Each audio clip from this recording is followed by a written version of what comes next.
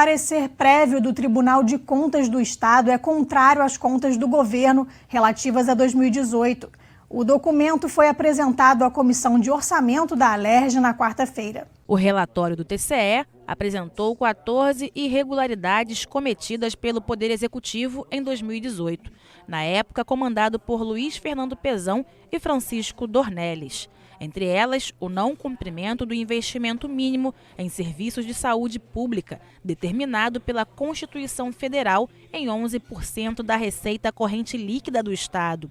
O governo investiu 6,5%. O valor de multas e juros repassados aos municípios foi inferior à vinculação prevista na Constituição, em função da exclusão indevida das multas e juros de mora destinadas ao Fundo de Administração Fazendária, da base de cálculo para repartição de receitas aos municípios. Com isso, só em 2018, as cidades do Rio deixaram de receber 48 milhões de reais. Segundo o relatório, essa prática aconteceu reiteradamente. De 2011 a 2017, foram menos 137 milhões de reais. Não se tratou da multa isolada e da multa de ofício, nesse caso, que é justamente o questionamento do Tribunal de Contas, quando ele fala da valor de multas excluídos. O entendimento é que a multa pelo descumprimento de obrigação acessória e a multa que são praticadas pela autoridade fiscal através do auto de infração, quando apurado o tributo devido, que não apenas não tenha sido pago pelo contribuinte total ou parcialmente, mas que sequer tenha sido declarado ou confessado pelo mesmo, essas multas, no caso, elas não estariam inclusas no parágrafo único do artigo 1º da Lei Complementar 63 de 90.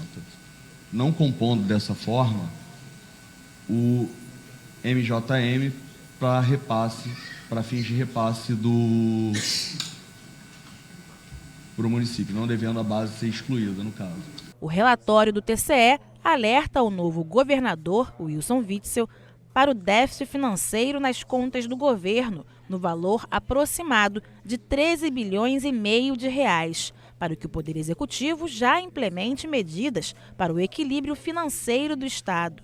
Segundo o subsecretário da Casa Civil, Bruno Schettini, o governo está se planejando estrategicamente para não cometer os mesmos erros da administração anterior. Prova disso é que a previsão da Lei de Diretrizes Orçamentárias para 2020, que vai ser enviada à Alerj até o final de setembro, prevê uma redução da dívida do Estado para 11 bilhões de reais. Um déficit menor, onde, na verdade, a composição desses 11 bilhões já existe retorno do Estado à condição de pagar dívida.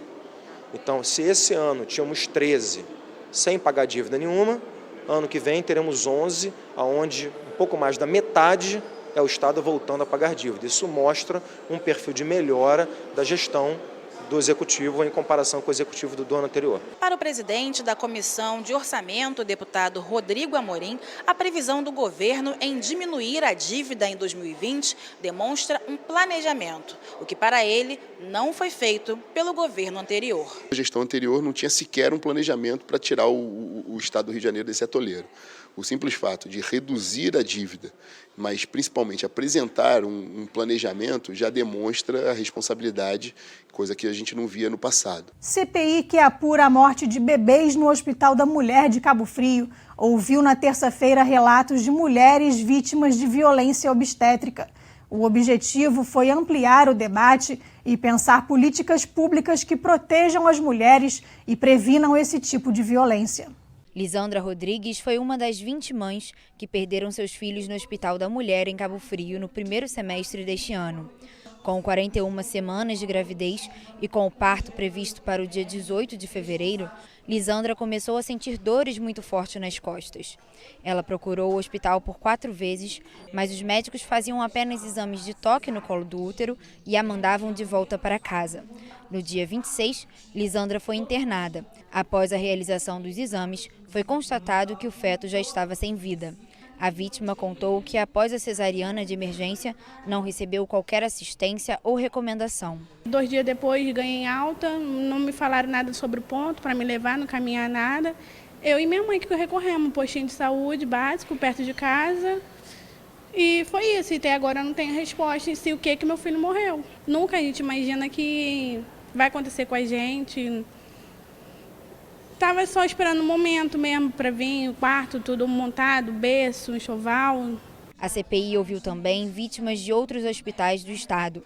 Dayana Lima teve uma gravidez tubária, uma das gestações com maior índice de morte materna, e perdeu seu bebê em 2015.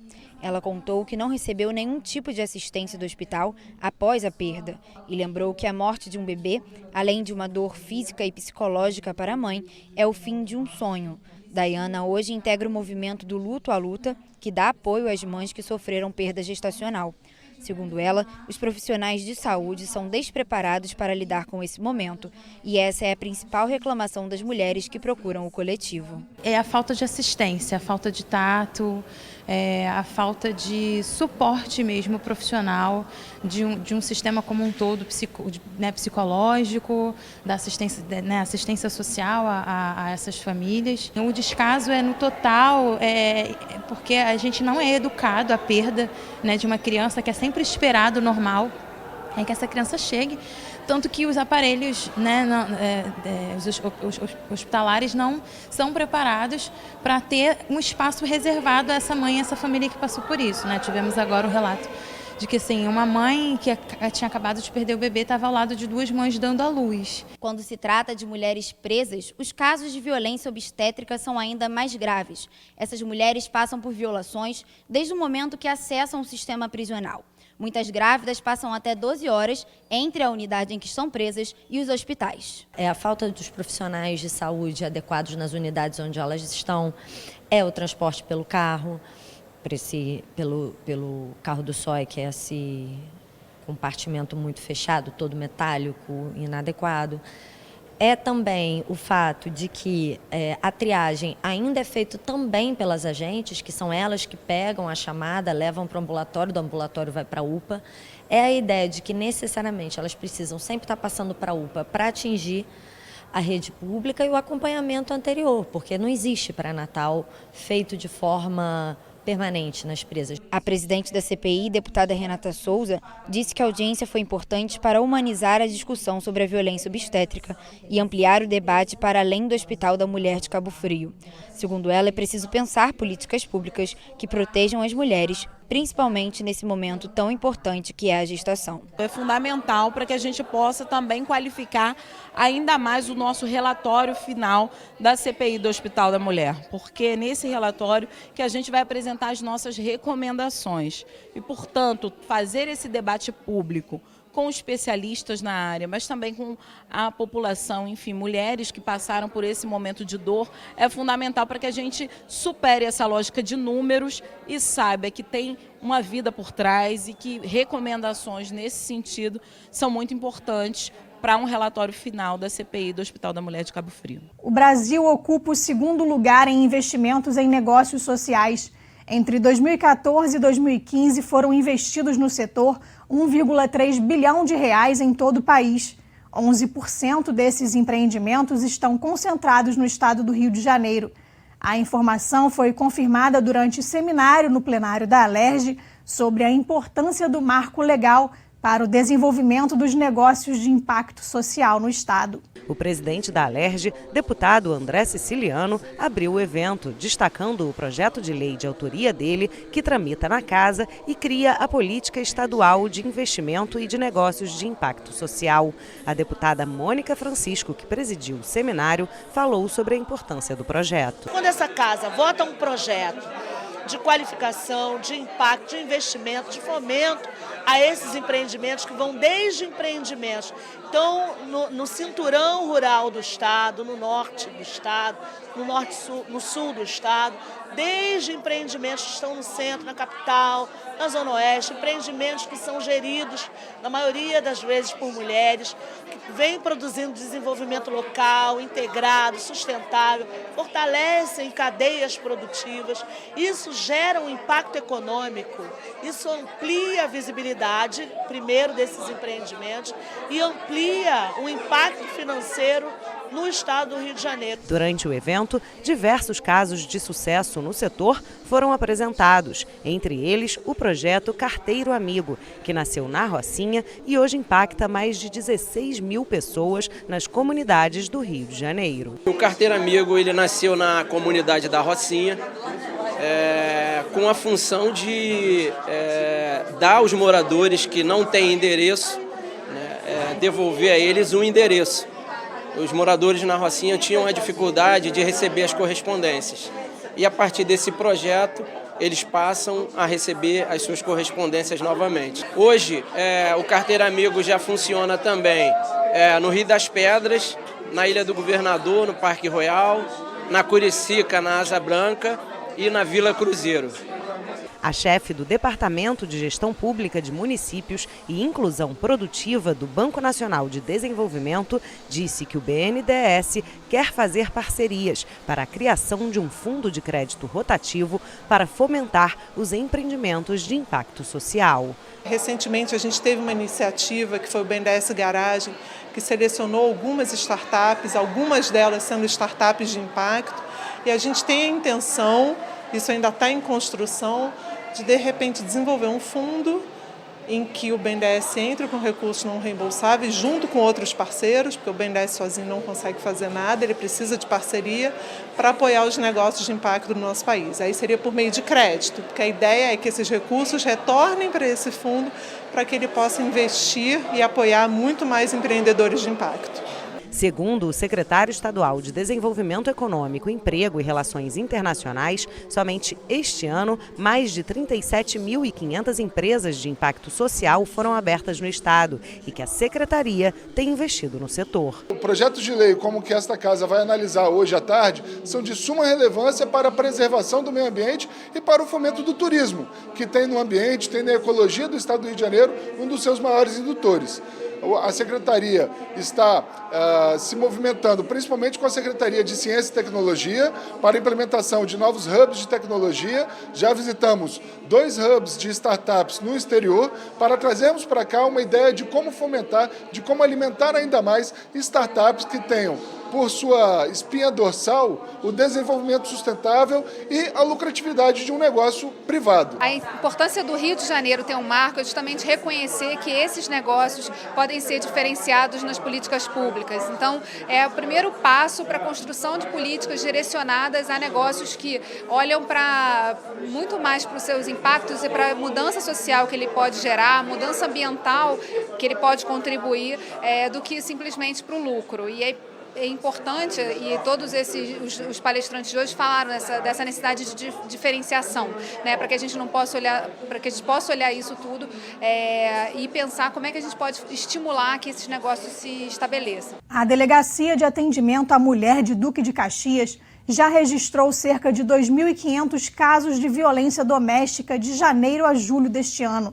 Até o final de 2019, o número de ocorrências deve ultrapassar 5.000 registros, maior índice do município. Durante a audiência pública da CPI do feminicídio na Câmara Municipal de Duque de Caxias nesta quarta-feira, a delegada Fernanda Fernandes disse que esse aumento de registros não reflete necessariamente uma maior ocorrência dos crimes de violência doméstica. Fernanda afirma que, devido ao elevado índice de feminicídio no município, que coloca Duque de Caxias no topo do ranking do crime no estado, estão sendo feitos vários fóruns e campanhas educativas que estimulam as mulheres a denunciarem. Essas campanhas que vêm sendo feitas em Caxias, a gente tem conscientizado bastante as vítimas de registrar na primeira violência, né, que geralmente é a violência psicológica, né? Aquela humilhação, aquele xingamento, falta de respeito, aquela perturbação à tranquilidade. Então, na verdade, a gente tem recebido muitos registros nesse sentido, de violência psicológica, né? O que antigamente era muito pouco. né? Então isso, na verdade, quando a gente aumenta o número de registros de violência psicológica, em última análise, a gente diminui de feminicídio, porque na verdade essa vítima tem menos chance, né, de chegar à morte, né, ao óbito. Duque de Caxias atualmente conta com uma rede de atendimento às mulheres vítimas de violência. Além da Guarda Municipal, há cerca de 45 dias, a Polícia Militar também está atuando com a Patrulha Maria da Penha na região.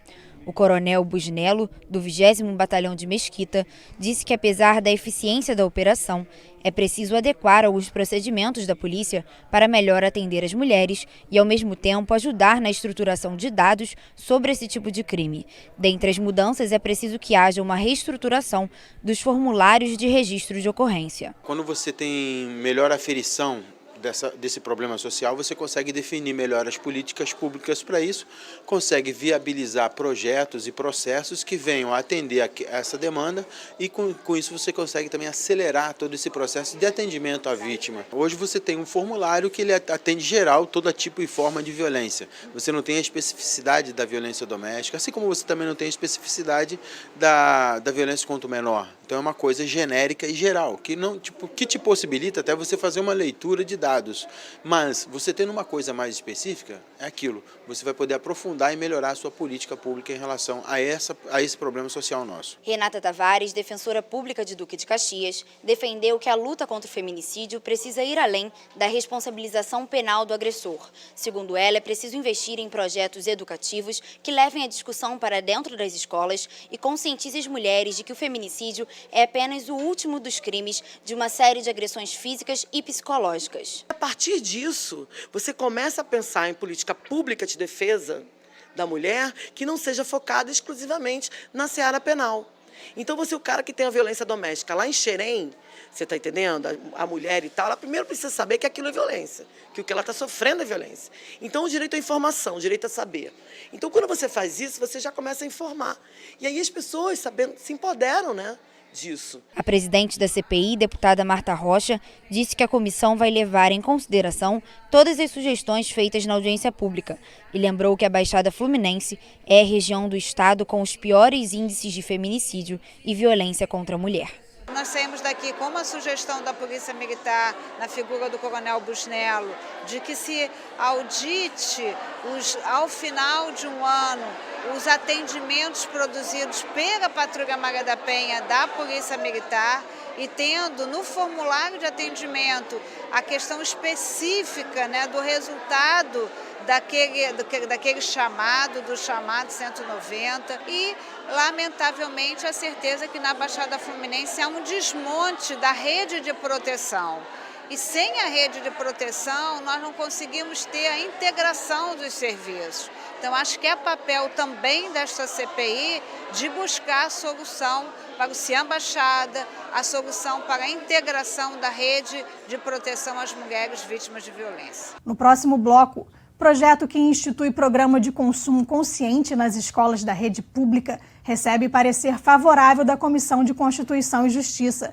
O Alerj Revista volta já.